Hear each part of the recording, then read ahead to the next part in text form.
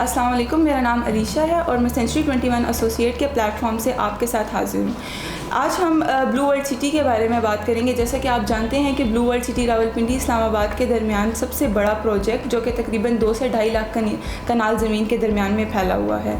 हमारे वो overseas clients जो पाकिस्तान में इन्वेस्टमेंट करना चाहते हैं और जिनके ब्लू वर्ल्ड सिटी से रिलेटेड बहुत सारे क्वेश्चंस हैं, आज हम अपने CEO सर जुल्करनैन अवान से मिलेंगे और उनसे जानेंगे कि सेंचुरी 21 एसोसिएट के बारे में हमारे क्लाइंट्स के जितने भी क्वेश्चंस हैं वो उन्हें एड्रेस करेंगे। अस्सलाम वालेकुम सर। सर कैसे हैं आप? मैं बिल्कुल ठीक ठाक। आप सर आज हम सेंचुरी 21 एसोसिएट के प्लेटफॉर्म से अपने क्लाइंट्स को ब्लू वर्ल्ड सिटी से रिलेटेड कुछ क्वेश्चंस के बारे में आगाह करेंगे, जो कि क्वेश्चंस हमारे क्लाइंट्स की तरफ से हैं और हम लोगों को बहुत सारे ऐसे क्वेश्चंस फेस करने पड़ते हैं जब हम अपने क्लाइंट्स को डील कर रहे होते हैं। तो काइंडली सर बैकग्राउंड के बारे में थोड़ा सा बताइएगा, ब्लू वर्ल्ड सिटी के बैकग्राउंड के। ब्लू वर्ल्ड का बैकग्राउंड इस तरीके से, blue world city basically blue group of companies हैं और दे स्टार्टेड बैक इन 2017 में इन्होंने स्टार्ट किया। 2018 में इन्होंने ब्लू वर्ल्ड को जो है ना ब्लू वर्ल्ड की ज़मीन का इनिशियल लैंड लेके वहाँ पे काम स्टार्ट किया। इनिशियली इन्होंने उसके लिए NOC के लिए अप्लाई भी किया और फिर वहाँ से काम स्टार्ट हुआ। जिस TMA का जो रजिस्ट्री का तरीका होता है वहाँ से आप अप्रूवल लेते हैं, उसके बाद अपना काम स्टार्ट करते हैं। इन्होंने 2018 में स्टार्ट किया। अगर देखा जाए तो उस एरिया में जो बेसिकली ये चक्री इंटरचेंज का एरिया बनता है, चक्री का ये सारा मौजा है और उस एरिया के बीच में ये सारी जो है ज़मीन है और इसी एरिया में बहुत बड़ी बड़ी और उसके बाद सोसाइटीज़ भी आई और बहुत सारी सोसाइटीज़ आई और चली गई, ठीक है। लेकिन अल्हम्दुलिल्लाह ब्लू वर्ल्ड ने जो सबसे अच्छी चीज़ थी उनके डेवलपमेंट के हवाले से उन्होंने एरिया को डेवलप किया और इतना बड़ा एरिया डेवलप करना, देखें 2-2.5 लाख कनाल ज़मीन का कहना आसान होता है। 2-2.5 lakh kanal is more like half of your Islamabad. 2-2.5 lakh kanal ज़मीन को डेवलप करने के लिए इट टेक्स टाइम, ठीक है। लेकिन उस लिहाज से 5 सालों में जितना डेवलप आपको उस एरिया में ब्लू वर्ल्ड नज़र आता है, आपको कोई उतनी सोसाइटी उतनी डेवलप नज़र नहीं आती, ठीक है।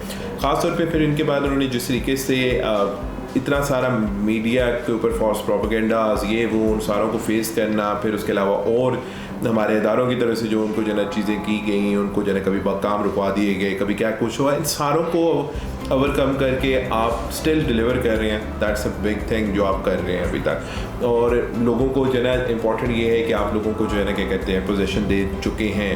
यहाँ जनरल ब्लॉक का तकरीबन आधा सेक्टर आपने जो है पोजीशन दे दी है लोगों को, लोग वहाँ पे घर बना रहे हैं। सो ये एज अ सोसाइटी अगर देखा जाए तो ये बहुत बड़ी अचीवमेंट होती है सोसाइटी के लिए कि सोसाइटी अपने उस एरिया के बीच में लोगों को लेकर आ जाए, लोग रहना शुरू कर दें, लोगों के साथ उनका जो ट्रस्ट बढ़ना शुरू हो जाए। तो ये बहुत बड़ी इंपॉर्टेंट चीज़ है उसकी।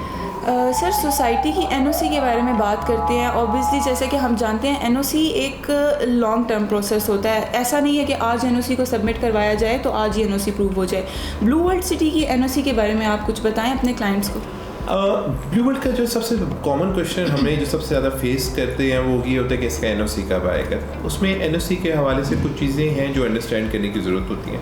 एक तो RDA का जो प्रोसेस है इट्स क्वाइट लेंथी प्रोसेस, ठीक है ना। जो RDA से आप अप्रूवल के लिए जाते हैं तो वहाँ से आपको काफ़ी चीज़ें जो है ना वो आपको उसी प्रोसेस में काफ़ी टाइम लग जाता है। लेकिन उसके लिए इनिशियल जो लेवल होता है वो ये होता है कि आपने तहसील लेवल से अपना अप्रूवल करवानी होती है। वो करवा चुकी है, जब इसने स्टार्ट किया था तब उस अप्रूवल के साथ ही आए थे और अप्रूवल के बाद उन्होंने आगे RDA के बीच में अपना केस सबमिट कर दिया था 50,000 कनाल के ऊपर तकरीबन। उसके ऊपर रिसेंटली क्योंकि ये न्यूज़ में काफ़ी ज़्यादा रहा चीज़ों पे जो है ना वहाँ आपको ऑपरेशन वगैरह के हवाले से लोगों का बड़ा कंसर्न था, खासतौर पे उन लोगों का जो इन्वेस्ट किया हुआ था कि यार इसके क्या होगा। तो उसके ऊपर एक साथ नज़ीर साहब जो चेयरमैन है ब्लू वर्ल्ड के, उन्हें बड़ी अच्छी पॉइंट उन्होंने दिया था कि यार अगर खुदा न खास्ता वर्स्ट सिनेरियो के बीच में NOC नहीं आता, so what they are going to do is कि वो आपको रजिस्ट्री इंतकाल देना शुरू कर देंगे और रजिस्ट्री इंतकाल के ऊपर आप वो ज़मीन ट्रांसफ़र कर देंगे आपके नाम के ऊपर। तो वहाँ उस वे में तो कोई भी जो है आपको नहीं मना कर सकता और वो एक ऐसी चीज़ है जो लीगल है, उसके ऊपर कोई ऐसा जो इशू नहीं है।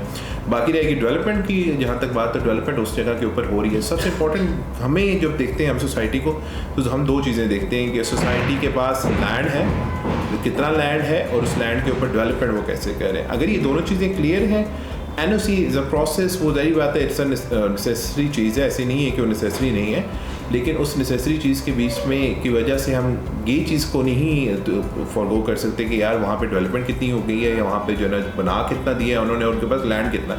वो तो हमें नज़र आ रहा है काम होता हुआ, वो हमें नज़र आ रहा है कि इतना बड़ा लैंड उनके पास है और सारे लैंड पे काम नज़र आता है। तो मेरे ख्याल में NOC को इशू बना के बाकी डेफिनेटली सोसाइटीज़ जो नहीं उस लेवल की डेवलपमेंट कर पा रही हैं, उनके पास सबसे बड़ा ईजी आसान तरीका ये होता है कि बजाय खुद हम कुछ करें, हम ब्लू वर्ल्ड के ऊपर ये करना शुरू कर दें कि इसके पास NOC नहीं है।